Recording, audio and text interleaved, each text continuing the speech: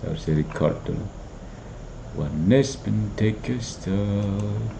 Jadi Allah yang berperan atau Allah yang hidup. Ini telah metafisik dan logika terhadap ajaran Jesus only. Jesus only itu kan yang oneness ya, JO. Jesus only. Jadi ajaran Jesus only atau oneness theology menyatakan bahwa Allah adalah satu pribadi yang menyatakan diri sebagai Bapa di Perjanjian Lama, Putra dalam Yesus Kristus, dan Roh Kudus di zaman gereja. Pandangan ini populer dalam beberapa kalangan Pentakosta, namun secara filosofis dan teologis menyimpan kelemahan dasar. Kita mencoba melihat dari sudut pandang metafisika klasik dan logika relasional, lalu menyoroti implikasi destruktif, konsekuensi yang merusak terhadap doktrin Kristen. Ya, mari kita lihat. Allah atau aktor tunggal. Ya, itu harus dilihat. Allah atau aktor tunggal. Para penganut Jesus only, bagi mereka Allah adalah seorang aktor brilian yang lihai berganti kostum. Menjadi Bapa ketika mencipta, menjadi Putra ketika menebus, dan menjadi Roh Kudus ketika menguduskan. Sayangnya, ini bukan teologi, ini teater.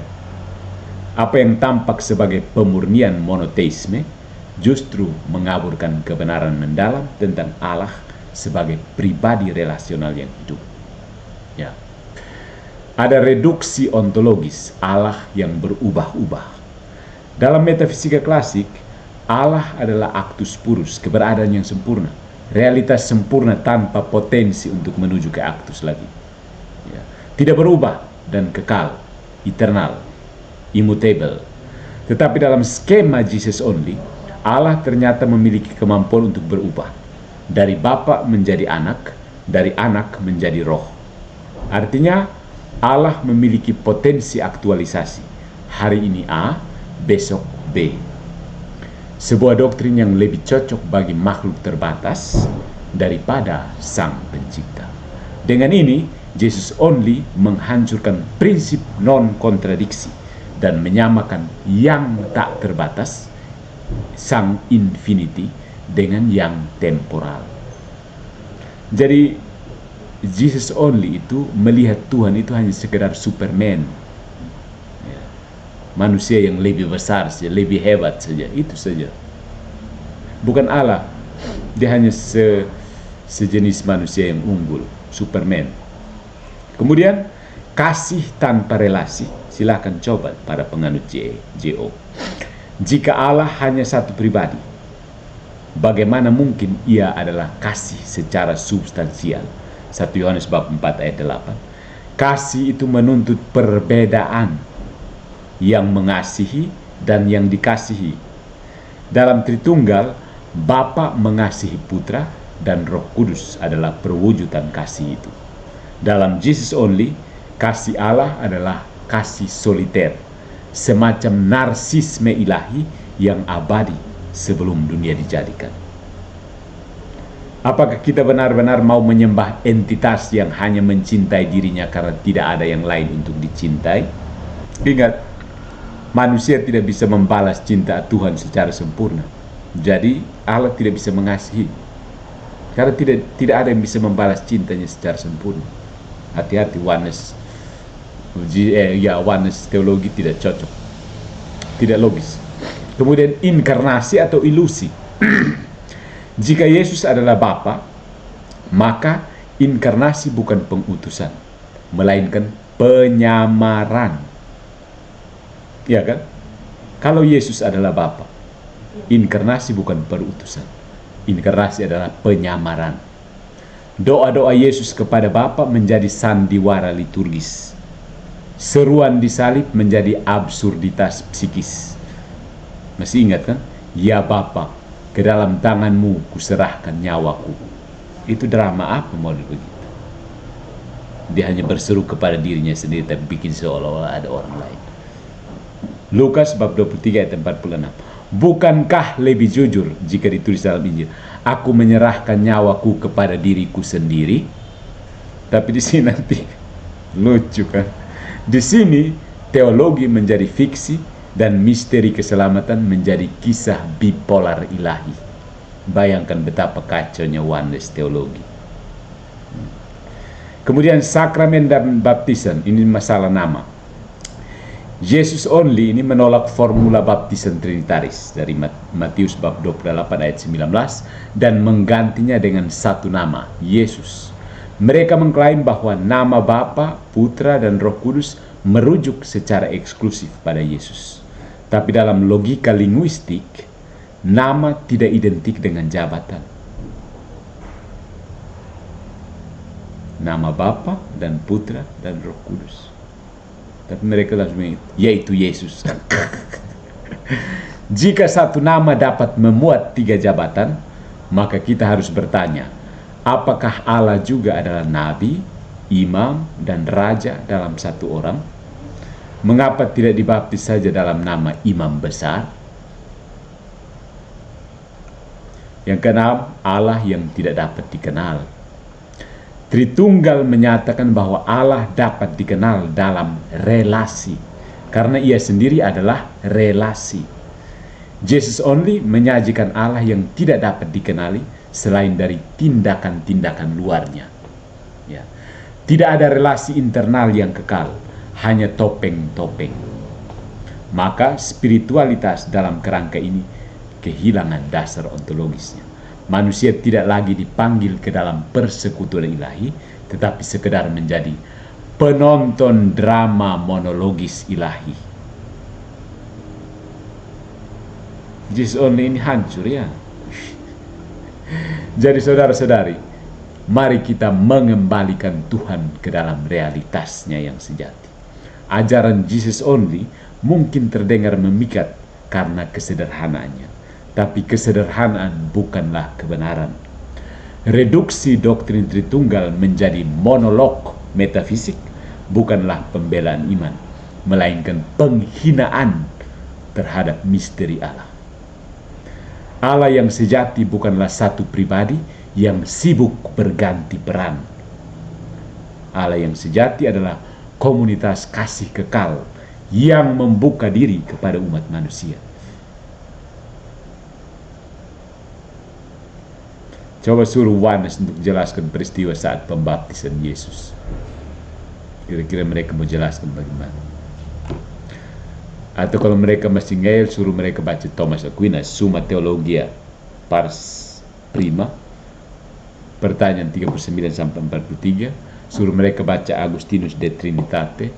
Suruh mereka baca Katekismus Gereja Katolik nomor 232-267. Atau suruh mereka baca Khaled Anatolius dari Timur, Retrieving Nicaea, The Development and Meaning of Trinitarian Doctrine, dan baca Ratzinger, Introduction to Christianity. Suruh mereka supaya jadi orang Kristen yang jelas ya.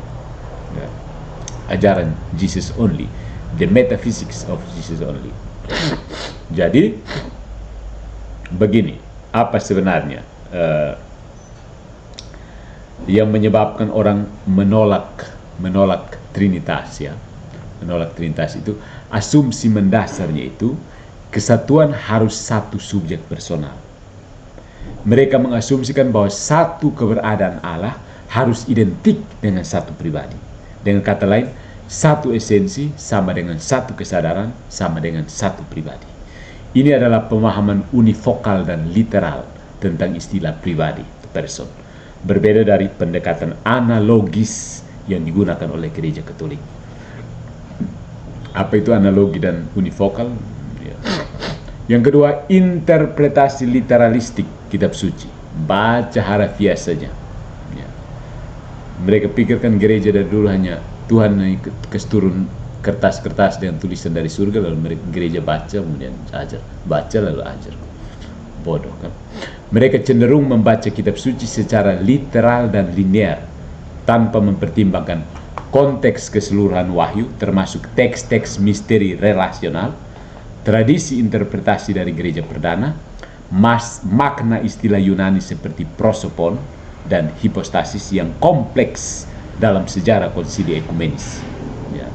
Akibatnya, mereka melihat pernyataan seperti Tuhan itu satu sebagai penolakan Tritunggal, bukan pernyataan tentang kesatuan hakikat, seperti yang dimaksud dalam Ulangan bab 6 ayat 4. Kemudian mereka itu ada penolakan terhadap distingsi relasional, perbedaan hubungan relasi.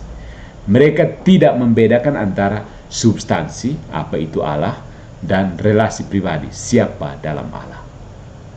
Dalam Tritunggal, 3 pribadi tidak berarti 3 substansi. Tapi kalau distingsi ini tidak diterima, maka muncul kesimpulan seperti kalau Yesus adalah Allah, maka Bapa tidak mungkin juga Allah, karena akan ada 2 Allah. Begitu. Nah, mereka juga penolakan terhadap misteri dan akal budi analogi. Gereja Katolik menerima bahwa Tuhan itu melampaui akal, walaupun tidak bertentangan dengan akal. Maka digunakan pendekatan analogi, misalnya analogi intelek, cinta, logos, untuk memahami relasi dalam Allah. Namun kelompok satu Allah, satu pribadi itu biasanya menolak pendekatan filosofis metafisis, menuntut penjelasan univokal dan rasionalistik, padahal Tuhan bukan objek empiris. Masalah di situ. Kemudian motif teologis atau reaksi terhadap Trinitarianisme sebenarnya. Beberapa dari mereka yang anti Trinitarian itu adalah reaksi terhadap ajaran Tritunggal yang salah dipahami sebagai politeisme. Beberapa dari mereka juga adalah saudara-saudara kita Islam yang percaya bahwa konsep Tritunggal itu merusak keesaan Tuhan, tauhid. Kemudian beberapa dari mereka juga adalah penganut unitarianisme rasionalis yang muncul sejak era penjarahan Aufklärung, yang menolak segala hal yang tidak sesuai dengan logika manusia murni. Ya. Nah, ini contoh kelompok dan asumsinya, yang kelompok unitarian begitu. Saksi Yehova itu asumsi utama hanya Bapa yang adalah Allah sejati. Yesus itu ciptaan pertama. Kemudian ada Kristen Unitarian. Allah adalah satu pribadi, Yesus hanya nabi atau pengajar moral teacher. Kemudian Oneness Pentakostal, Allah satu pribadi yang menyatakan diri dalam 3 cara. Kemudian saudara-saudari kita yang Islam, Allah tidak beranak dan tidak diperanakan, hanya satu zat. Jadi kesimpulannya saudara-saudariku, ketika seseorang berkata satu Allah satu pribadi, ia sering mengasumsikan bahwa kesatuan berarti satu subjek pribadi secara numerik, bilangan. Kemudian dia selalu menolak distingsi relasional, perbedaan relasi dalam hakikat Tuhan. Ada hubungan.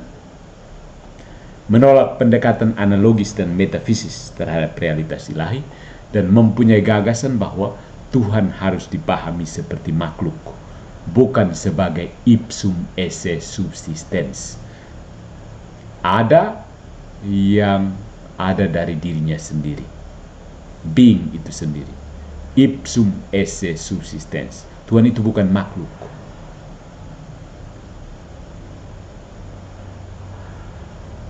Begitu ya. Jadi ada banyak sekali sistem pemikiran yang mendukung anti Trinitarian sebenarnya. Jadi bukan sekedar karena baca Alkitab lalu kami, tidak. Ada asumsi filosofis yang mendasari sehingga mereka menafsir Alkitab seperti itu. Ya kan? Begitu. Ya. Nah, ini mungkin penjelasan tambahan tentang kodrat dan pribadi, natura et persona. Dalam metafisika, natur menjawab apa, quiditas, sedangkan pribadi itu menjawab siapa, hipostasis. Dalam Tritunggal, satu natura ilahi, 3 hipostasis. Dalam unitarianisme, satu natura dan hanya satu hipostasis. Kemudian ada perbedaan relasi asal, itu lebih cinta sebagai prinsip teologis. Kata Santo Agustinus, ubi amor, ibi trinitas. Di mana ada cinta, di situ ada Tritunggal. Jika Allah adalah kasih, 1 Yohanes 4:8, maka kasih harus memiliki subjek, objek, dan relasi cinta. Jadi, Di mana ada cinta, di situ ada Trinitas. Dan hal ini terpenuhi dalam Tritunggal.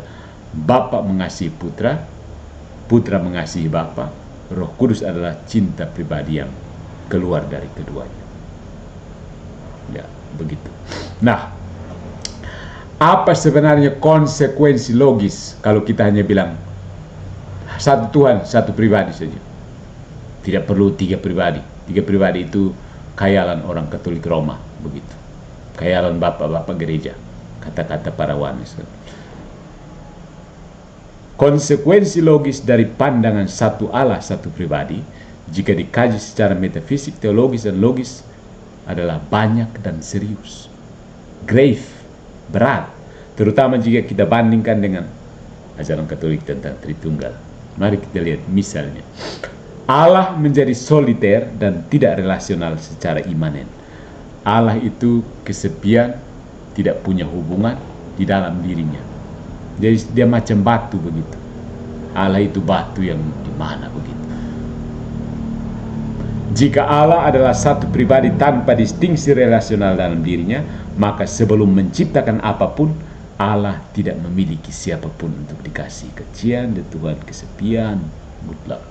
Ini membuat cinta ilahi bukan bagian hakiki dari kodratnya, tapi sesuatu yang aktual hanya jika ada ciptaan.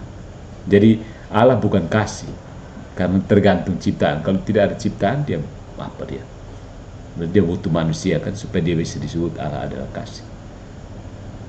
Ini bertentangan dengan pernyataan kitab suci bahwa Allah adalah kasih. 1 Yohanes 4:8. Bukan hanya memiliki kasih. Allah adalah kasih.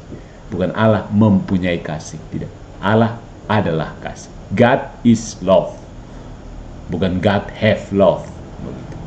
Jadi konsekuensinya Allah tidak bisa menjadi kasih secara sempurna dan kekal jika dia tidak relasional dalam dirinya sendiri. Jika dia oneness Pentekostal. Yang kedua, reduksi Allah menjadi seperti makhluk tertentu. Tadi kan saya tegaskan. Tuhan itu hanya Superman saja. Menyamakan satu Allah sama dengan satu pribadi itu mengandaikan bahwa kepribadian ilahi bekerja seperti pribadi manusia secara univokal, satu makna saja. Tapi Allah itu ipsum esse subsistens. Allah itu sendiri, ada itu sendiri, bukan individu dari satu genus. Jadi masalahnya menurut saya begini, kalau misalnya kalian tertarik dan mau berdiskusi dengan oneness, tanyakan dia, menurut mereka apa itu Tuhan? Tuhan itu apa dulu? Apa konsep ketuhanan dari oneness sebenarnya? Apa itu Tuhan? Apa Tuhan? Dan dari situ baru kita tahu, oh ternyata ya. Bagi mereka itu Allah hanya semacam manusia yang lebih besar begitu. Manusia yang tidak seperti manusia hebat gitu. Allah dijadikan seperti makhluk, bukan pencipta transenden, dan ini menyempitkan misteri ilahi. Ya. Kemudian kristologi menjadi runtuh karena Yesus bukan Allah. Konsekuensi kalau unitarian ya. Jika hanya ada satu pribadi ilahi, maka Yesus tidak bisa juga Allah, sebab dia berbeda dari Bapa dalam relasi dan kesadaran. Maka pengakuan bahwa Yesus adalah putra Allah dan satu dalam hakikat dengan Bapa menjadi mustahil. Konsekuensi penebusan tidak sungguh bersumber dari Allah sendiri, inkarnasi tidak terjadi, keselamatan kehilangan bobot ontologisnya. Kemudian juga ada Roh Kudus bisa menjadi hanya sekedar energi, bukan pribadi. Jika hanya satu pribadi dalam Allah, maka Roh Kudus tidak mungkin pribadi yang berbeda, melainkan hanya kekuatan atau pengaruh Allah. Ini bertentangan dengan banyak teks Alkitab yang menggambarkan Roh Kudus berbicara, mengajar, menghibur, dapat disakiti. Lihat Kisah Para Rasul bab 13 ayat 2, Yohanes 14 ayat 26, dan Efesus bab 4 ayat 30. Jadi tidak ada fondasi Trinitarian untuk sakramen, doa, dan hidup rohani Kristen. Kemudian yang paling penting adalah kalau menolak Allah sebagai relasi tiga pribadi, persekutuan tiga pribadi, tidak ada dasar ontologis untuk komunitas, cinta, dan relasi di dalam diri Allah. Dalam Trinitas, relasi adalah dasar eksistensi ilahi. Maka manusia sebagai citra Allah memang diciptakan untuk komuni, relasi, dan kasih. Tanpa Trinitas, Allah tidak relasional dalam dirinya. Allah itu soliter. Allah itu seperti batu atau kayu. Maka relasi tidak berasal dari kodrat Allah, melainkan dari kehendak ciptaan. Artinya kalau Allah itu dalam dirinya bukan relasi, maka kita relasi itu kita punya suka-suka, bukan dari Allah, bukan sesuatu yang dari Allah. Gitu. Konsekuensinya, imago Dei tidak berakar pada relasi kasih ilahi, relasi kasih ilahi, tapi hanya pada intelek atau kehendak individual. Imago Dei manusiawi sekali ya, rendahan sekali kan? Tidak dari Tuhan. Tapi ada implikasi yang lebih serius, implikasi soteriologis dan liturgis. Allah tidak turun untuk menyelamatkan.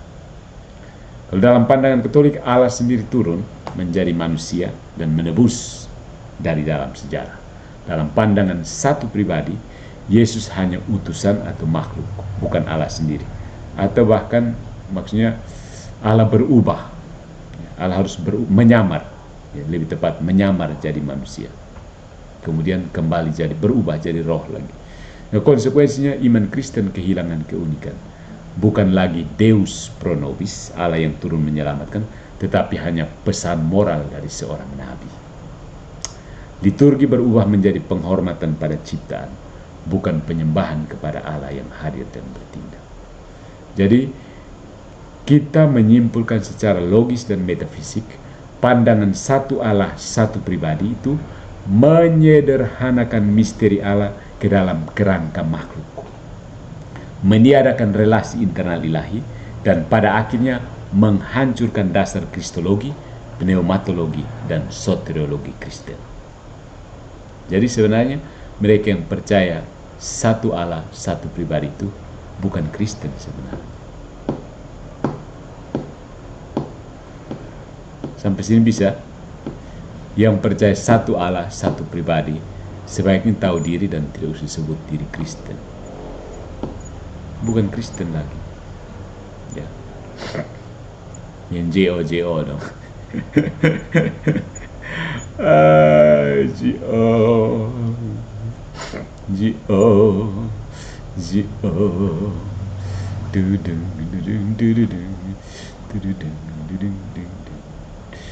JO. Ya, pandangan JO ini memang tampaknya mempermudah doktrinnya, tetapi sebenarnya mereduksi kedalaman ontologis dan keindahan relasional dari iman Kristen. Ini implikasi seriusnya terhadap citra Allah sebagai kasih abadi, inkarnasi dan penebusan Kristus, doa dan relasi dalam Injil, validitas sakramen, dan pemahaman kita tentang gereja dan manusia. Besar sekali implikasinya. Ya. Jadi salam buat Jesus only dari No Jesus only. Cukup sampai di sini dulu ya.